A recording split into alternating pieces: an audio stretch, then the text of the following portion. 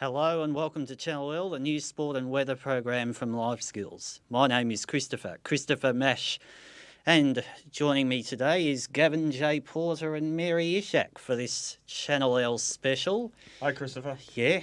Hello, Mash. Yeah. And today we'll be speaking to the federal ALP member for Jagajaga, Kate Thwaites. Hello, Kate. Hello, thank you for having me today. Yes. Good to hear. Now, we have some questions for Kate today, and Mary's going to kick us off. Thank you very much. Yeah. Hello, viewers. Hello, everybody. Now, for your maiden speech in Parliament, you brought your 17th month old daughter with you. Let's take a look at the clip. On a personal note, the NDIS changed my life. I met my partner Daniel when we were both working at the National Disability Insurance Agency in Geelong, spending many hours together commuting on the train from Melbourne. We are perhaps lucky, and I hope the member for Corangamite forgives me for saying this, that there was not a faster rail link between the two cities then, as Daniel is sure that it was the time we spent together on the train that convinced me he was the one. Not that I'm for 1 minute saying that we shouldn't work towards faster travel times between our major centres. Back in 2002, my first job outside of Jagajaga was in Burke in far western New South Wales. Was he impressed with the place, and how did your husband keep her happy while you were giving your speech?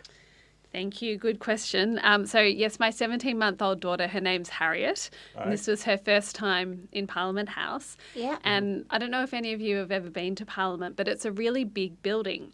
And it's lots of wide open corridors. Yep. And so Harriet just loved running up and down the corridors, basically. So she decided that Parliament House was a really great place to be. And then when she came inside the chamber for my speech, my partner kept her amused. I don't know if you could see in that clip, but she had a soft toy with her.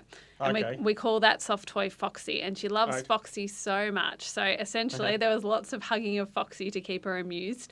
And that way she lasted nearly the whole way through my whole speech in the chamber, which it was wonderful for me to be able to have her there when I gave my first speech. Excellent. Absolutely, and that was a lovely speech, and I bet you Parliament loved it, so we all loved it too, actually. Well, thank you. You said you are proud to be one of a growing number of women showing it's possible to be an MP and a mother of a young child. Why is it so important to get more young mothers into Parliament? I think there's a couple of reasons. Firstly, you can't be what you can't see. So I think it's pretty important for young women to see that there are women in politics and that that's something they can and should think about doing for Absolutely. themselves. And I think the other reason is that, you know, in politics, governments make lots of decisions that affect all sorts of people's lives, including women. Yep. And so we want women Right. there when we're talking about those things to Right. represent those views. Yep. And now it's over to Gavin. Thanks, Mary. Hey, Kate. Thanks, Gavin. The name of your electorate, Jagajaga, comes from the Wurundjeri language honouring Aboriginal elders. Do you think a referendum on the constitutional recognition of Indigenous peoples will be successful in this government's term? And what will Labor do to help make this a reality?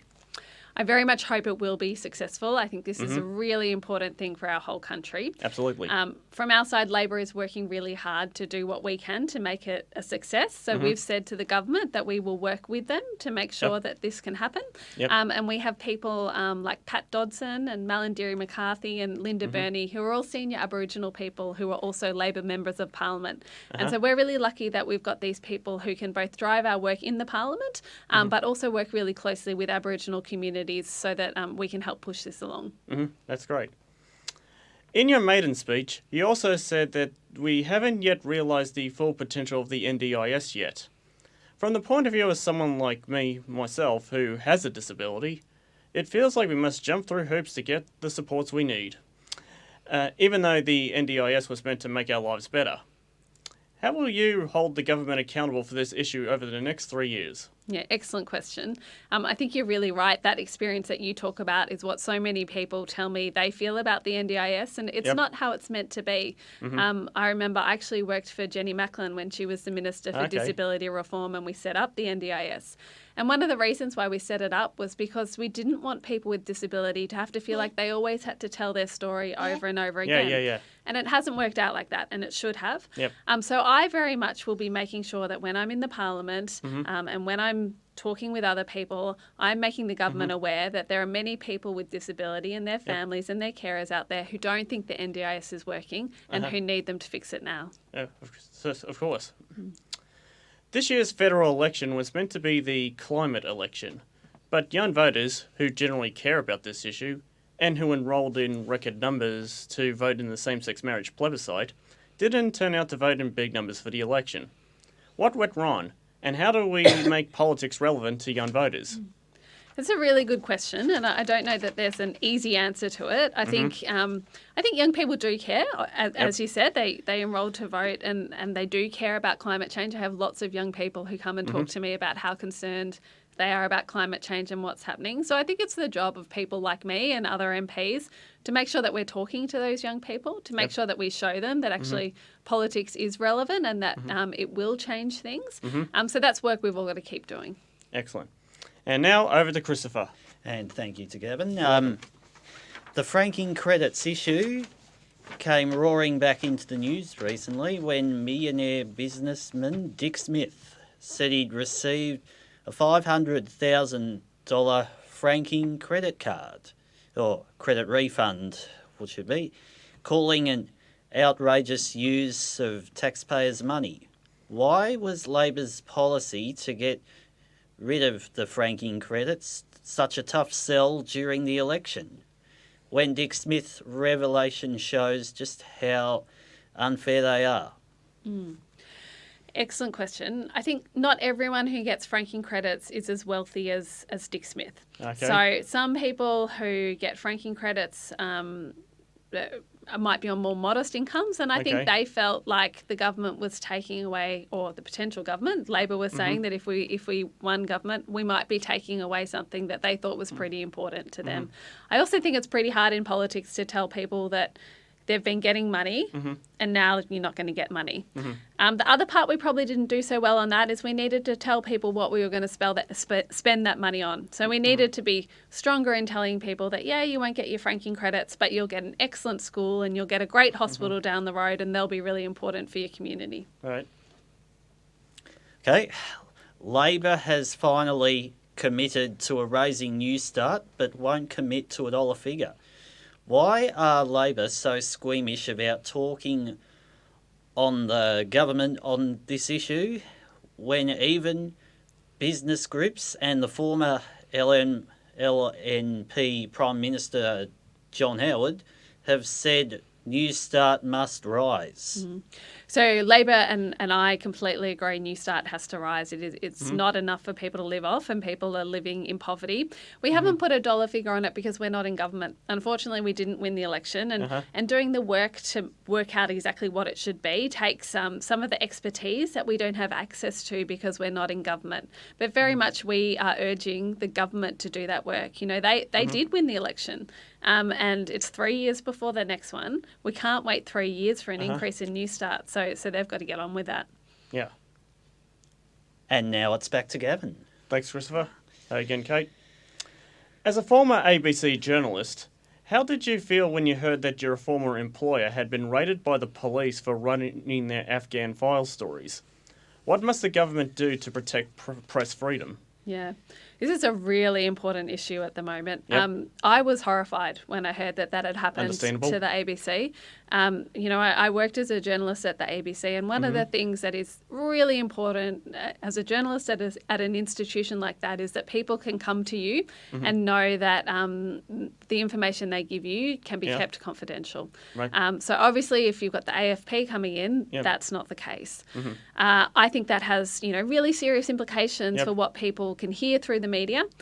So I think there's a lot of work for this government to do to do more to guarantee press freedom, to make it very clear that we do have a democracy where a press can operate without worrying about police coming in and looking for their sources. Yeah, the backbone of every democracy. Absolutely. During the election, Clive Palmer spent $60 million running a negative scare campaign against Shorten and Labor.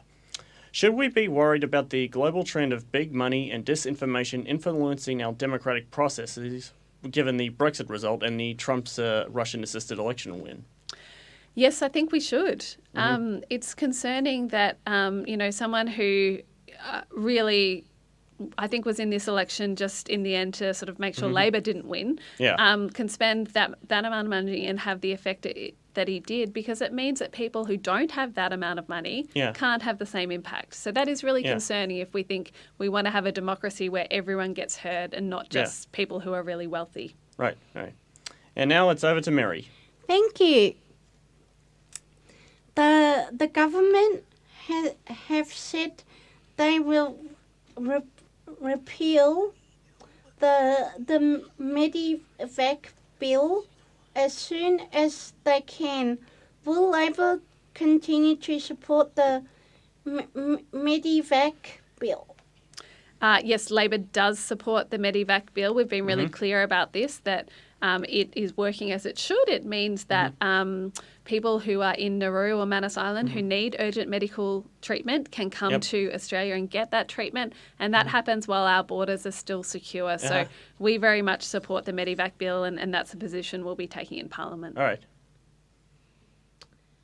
And it's over Over to me. Christopher now. Yeah, it's over to me now. One last question from me. Can Anthony Albanese connect with voters in a way that Bill Shorten failed to? Oh, look, I think he can. We've got 3 years now, obviously, unfortunately, until the next election, but that's time where Labor will do the work to reconnect with voters, and Anthony Albanese will be a big part of that. I think he's a pretty likeable guy. He's someone who, when he walks into a room, I know people always like talking to him, and he's also got his rock star side where he's DJ Elbow, and that's pretty popular as well. So I think he'll be a great leader for us for the next few years. Yeah, I agree.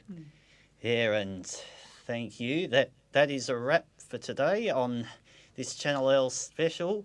Thank you to Gavin J. Porter and Mary Ishak for coming along to present this interview today with Kate Thwaites. You're welcome. Yeah, and You're welcome. This is Christopher Mash as of Channel L signing off. Bye-bye, everyone. See you next time. Love you all.